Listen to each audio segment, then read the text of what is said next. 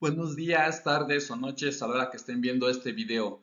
Bienvenidos a Investigación en Electromovilidad y Almacenamiento de Energía, por sus siglas IEAE, un programa vinculado entre el Instituto Mexicano de Ingenieros Químicos, IMIC, el Instituto Politécnico Nacional, IPN, el Clúster de Energía de Chihuahua, el CECH, y México Energía que Mueve, MEMAC.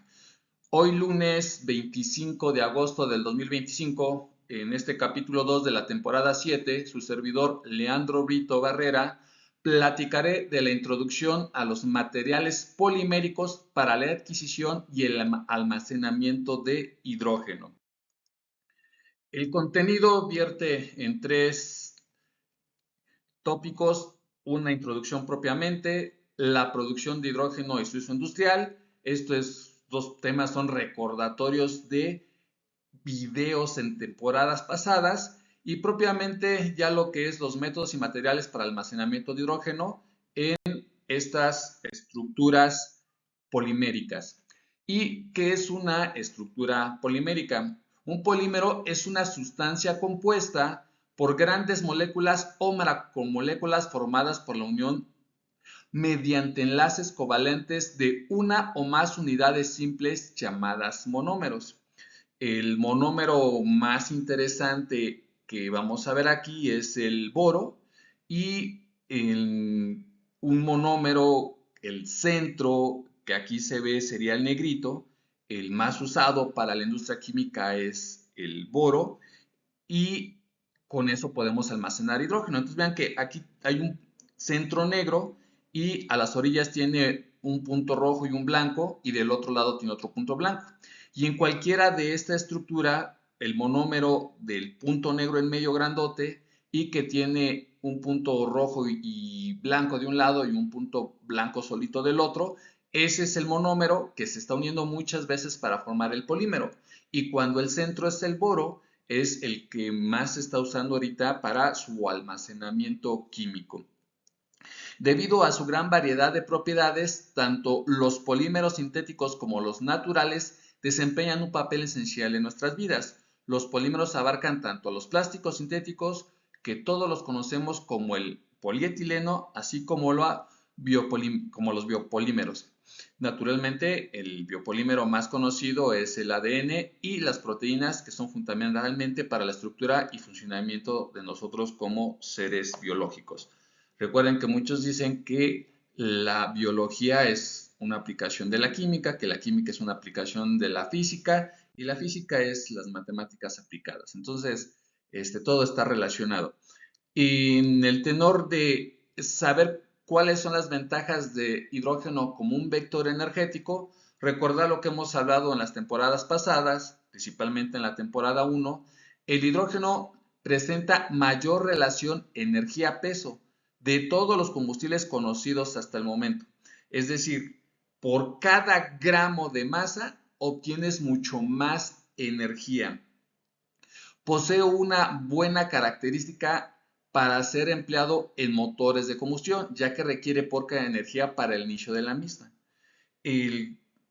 Esto lo demostré de los videos que más me gustaron de la temporada 6, en donde mencionaba cómo desde que se hizo el ciclo termodinámico del diésel es más eficiente que el ciclo termodinámico de gasolina. Y sin embargo, más de 100 años se usaron más motores a gasolina que motores a diésel, porque era muy difícil controlar la inyección del diésel hacia el motor, y eso hacía que lo teórico ya en la práctica se volviera más ineficiente. Conforme se avanzó en la electrónica, en los sistemas de control, en atomizar mejor el diésel, suministrarlo hacia el motor, ya los motores diésel son mucho más eficientes que los motores a gasolina. Tan es así que en Europa los motores a gasolina y diésel ya son 50 y 50. Aquí en México no, porque el diésel que se requieren en estos motores son ultra bajo azufre, y sabemos que nuestros combustibles pues no son de tan buena calidad como lo que hay en Europa. Pues de la misma manera, el hidrógeno, cuando se inyecte directamente al combustible, como combustible, perdón, en los motores de combustión interna, va a ser su ciclo termodinámico mucho más eficiente que cualquier motor diésel o cualquier motor de gasolina. Esto pues ya lo veremos en noticias que vamos a ver de este año 2025, se está haciendo en algunas principales automotoras del mundo. La eficiencia de los sistemas en los que participa el hidrógeno es más elevada que cualquier otro combustible. Sirva como ejemplo la eficiencia de las pilas de combustible, que se sitúa en más del 50% frente al valor de 30 a 35% de los motores de combustión interna. Y recuerden que cualquier transformación de energía, la segunda de la termodinámica me dice que el desorden molecular aumenta, implica que la eficiencia baja. Generamos más entropía, no podemos generar todo en energía. Partes se pierden, lo que he manejado en muchos videos como energía basura, energía caca, que se tiene que regresar al universo si no se sobrecalienta el planeta. Entonces, la eficiencia de las pilas de hidrógeno actualmente ya rondan hasta en el 50%. La otra es, presenta varias características que contribuyen a su seguridad. Bueno, la primera es su límite inferior de infabilidad y detonación es elevado. Entonces, si yo tengo gasolina, gas natural, diésel, a baja temperatura, una pequeña chispita y eso enciende. Y el hidrógeno tiene una detonación, un punto de detonación muy elevado, o sea, requiere altas temperaturas. Lo dijimos en los videos de la segunda temporada, si mal no recuerdo, alrededor de 80 grados centígrados, es muy elevado. Posee baja densidad y alta volatilidad, lo que facilita su rápida dispersión vertical en espacios abiertos, minimizando los riesgos.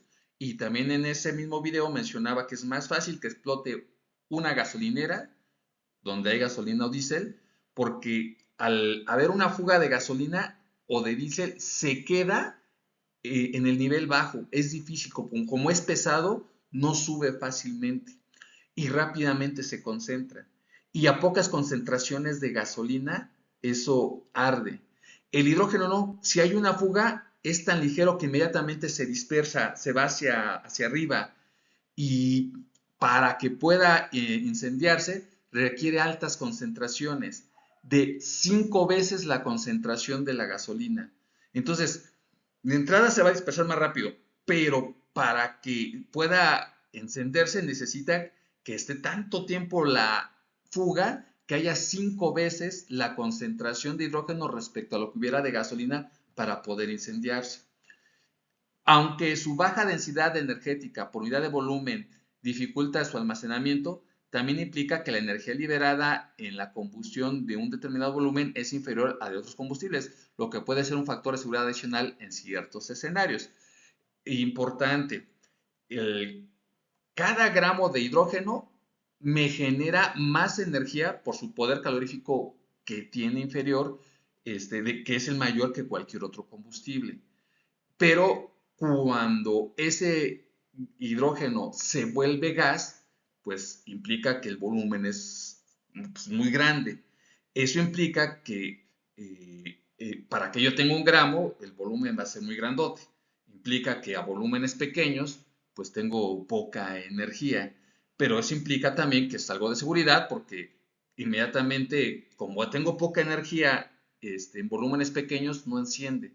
Entonces, necesito volúmenes muy, muy grandes. Y cuando se dispersa, el volumen es tan grande que ya verlo en pedazos chiquitos, lo que tengo ahí de hidrógeno es tan pequeño que no voy a tener gran cantidad de energía para que esto pueda incendiarse y por ende explotar.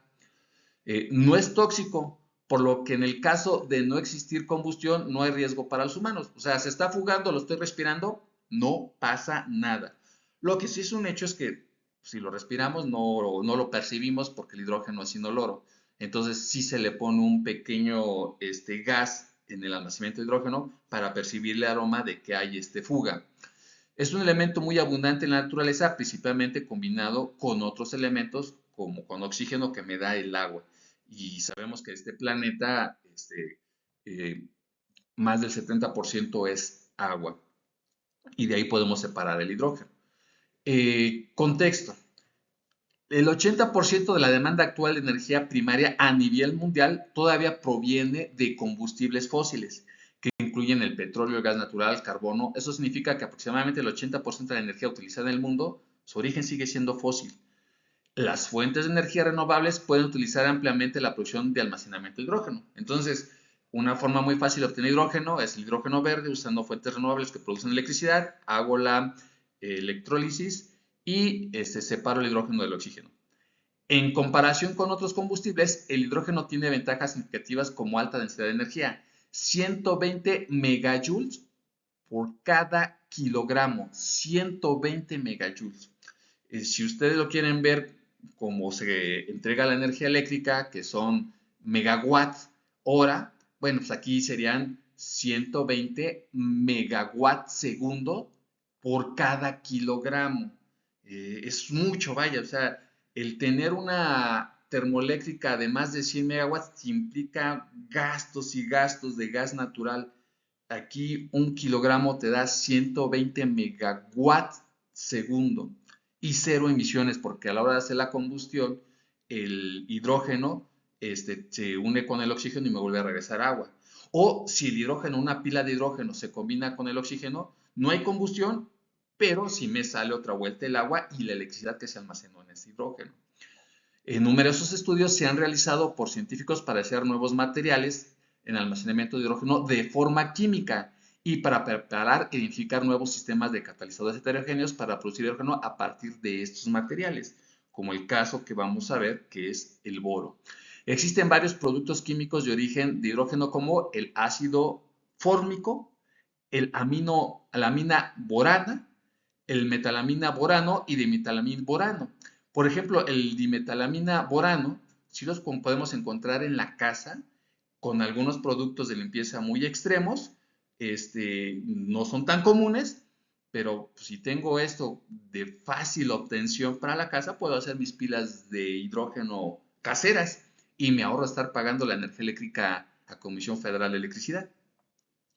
En forma, la hidroquiona borano en forma líquida y sólida que tiene un lugar muy importante. Los métodos y diferentes estrategias para la fabricación de catalizadores basados en nanomateriales soportados por carbono y materiales híbridos de carbono que tienen un alto rendimiento catalítico para la producción de hidrógeno a partir de estos productos químicos y materiales se verá, es lo que se verá en esta temporada. Entonces, el boro en químico es lo que me almacena el hidrógeno. ¿Cómo puedo aumentar la reactividad de que se quede almacenado más hidrógeno en el boro? Pues es con estructuras de nanomateriales de carbono.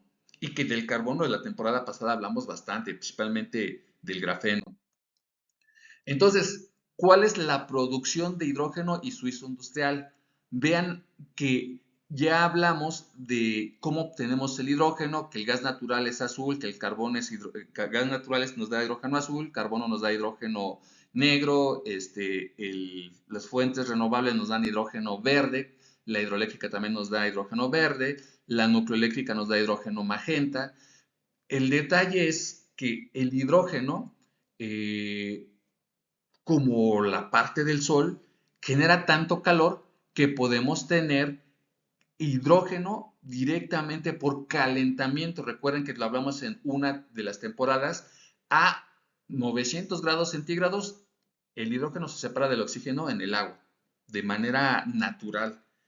El gran problema que le tenemos bastante miedo a la nuclear por los accidentes que ha habido. 5 accidentes, si lo quieren ver así. Pues esa energía nuclear, de todos modos, se iba a dispersar en la naturaleza. Toda la energía nuclear que está dentro de las minas está saliendo y nos está radiando sí o sí, ¿eh? El gran problema es que si ya nos está radiando de por sí esa energía nuclear que sale del subsuelo, porque está ahí el material radioactivo, pues ¿por qué no lo aprovechamos para generar energía eléctrica, para generar hidrógeno? Incluso ya hay reactores nucleares pequeños, del orden de unos cuantos kilowatts. Entonces, pues de la misma manera, es el hecho de que todos estos me pueden producir hidrógeno. Ahora bien, los que como es gas natural, carbón y la misma biomasa que necesito generar dióxido de carbono para tener electricidad y con ella obtener hidrógeno, o hacer un reformado y obtener hidrógeno y obviamente también sacar dióxido de carbono. Esto ya también lo hemos platicado en otros videos. Recuerden que al final ese dióxido de carbono también lo puedo rescatar. Y en el momento que lo rescato, este dióxido de carbono, lo puedo volver a combinar con el hidrógeno y sería la parte inversa de lo que es tener grandes cadenas de hidrocarburos como es el petróleo e irlo refinando para separarlos en pedazos pequeños y tener un hidrógeno con un carbono con 4 hidrógenos, es CH4, que es el metano. Bueno, pues agarro un C de este CO2 y agarro 4 hidrógenos y obtengo el CH4 metano combinando el dióxido de carbono con el hidrógeno. Lo puedo seguir sumando para tener el etano, que es la gasolina más simple, o el isoctano, que es la mayor gasolina. Entonces, el hidrógeno, como está aquí inversito, puede ser el centro como vector energético para todo el futuro. Esta imagen se piensa que así va a estar para el 2050.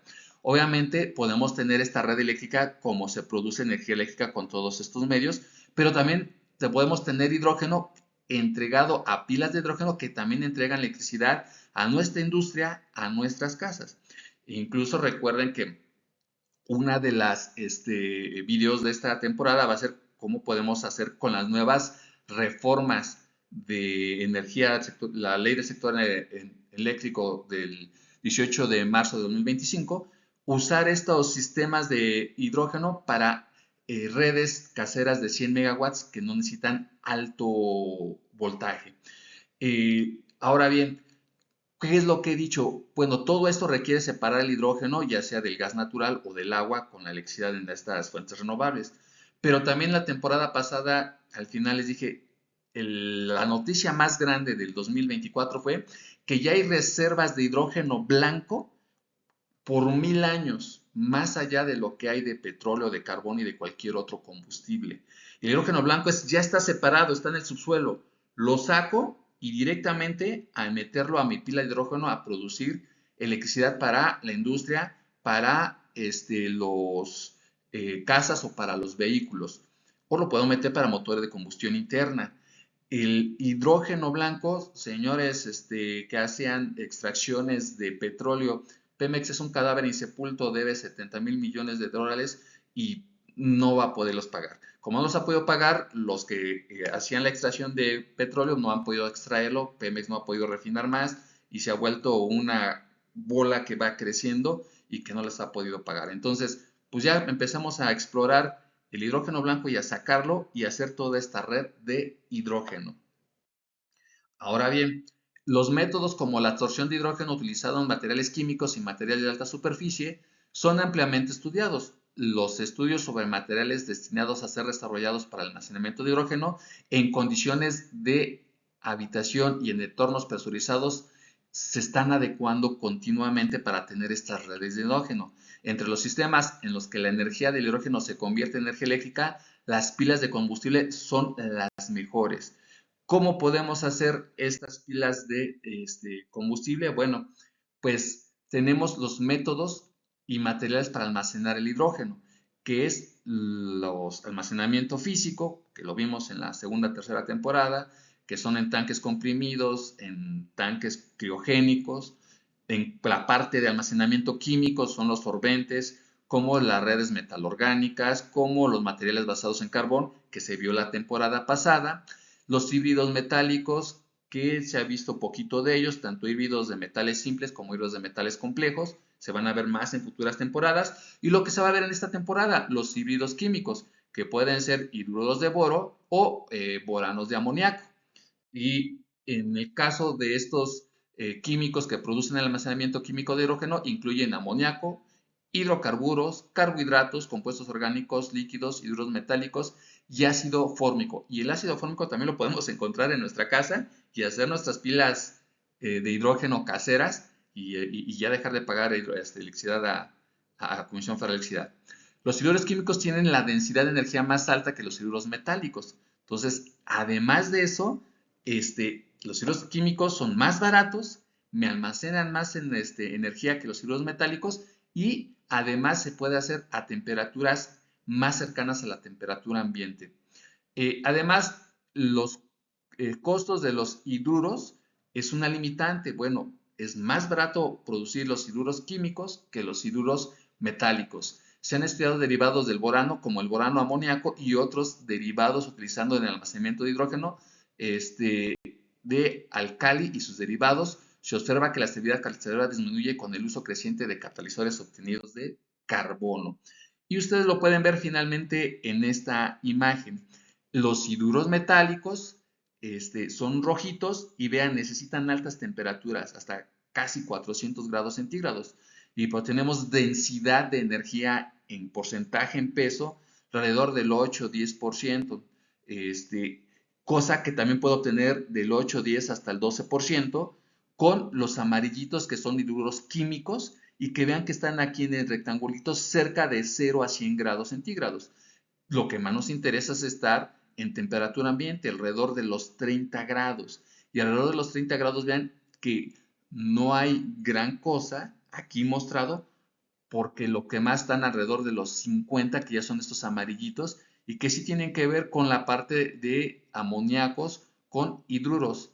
Ahora bien, también puedo tener hidruros metálicos vistos con amoníaco y borano, pero pegados al magnesio, que es lo que le da la parte metálica.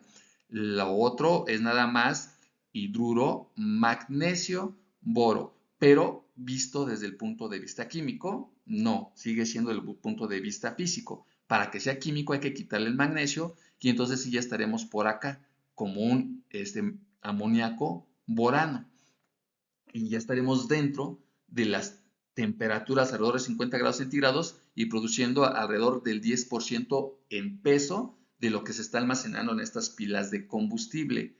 El caso de los absorbentes, que son los que hemos visto, cómo se incrustan ya sea físicamente por atracción eléctrica en absorción o dentro de los huecos de los materiales por absorción, se requieren temperaturas muy bajas. Pero también para tener temperaturas bajas hay que meter la energía. Entonces, parte de la energía que vas a tener en esa pila de hidrógeno, pues la tuviste que gastar para generar esa pila de hidrógeno. Lo más importante es a temperatura ambiente donde ya no gastas energía. Estás en la temperatura adecuada, no tienes que calentar. Esto tendrías que calentar, gastas energía. Pues toda la energía que tengas la almacenas a temperatura ambiente y queda una pila de hidrógeno más fácil de producir. Y créanme que en las noticias ojalá la pueda dar, o solamente me permite mencionar, pero sí decirles que puede que los mexicanos demos el grito a nivel internacional, siendo los primeros en obtenerla a temperatura ambiente y a escala masiva para tener el negocio predominante de las pilas de hidrógeno más baratas. Se despide su servidor, Leandro Brito. Nos vemos la siguiente semana. Adiós.